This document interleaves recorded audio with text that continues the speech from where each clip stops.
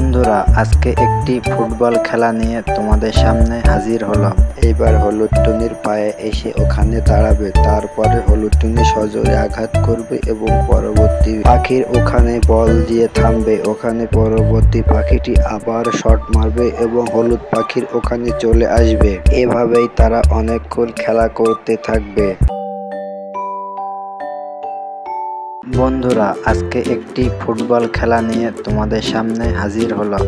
আজকে দুইটি পাখি তারা ফুটবল খেলবে, অনেক সুন্দর ফুটবল খেলবে। প্রথমে একটি পাখি আর একটি পাখির গায়ে মারবে ফুটবল এবং অপর পাখিটি সে আবার আর একটি পাখির গায়ে মারবে ফুটবল। এইবার আকাশ থেকে একটি ফুটবল পড়ে, যেই ফুটবল দ্বারা তারা এতক্ষণ খেলা করবে। এই মাঠে খেলা হবে। প্রথমবারের মতো বলটা এইবার হলুদ টুনির পায়ে এসে ওখানে দাঁড়াবে, তারপরে হলুদ টুনি সজোরে আঘাত করবে এবং পরবর্তী পাখির ওখানে বল দিয়ে থামবে। ওখানে পরবর্তী পাখিটি আবার শট মারবে এবং হলুদ পাখির ওখানে চলে আসবে।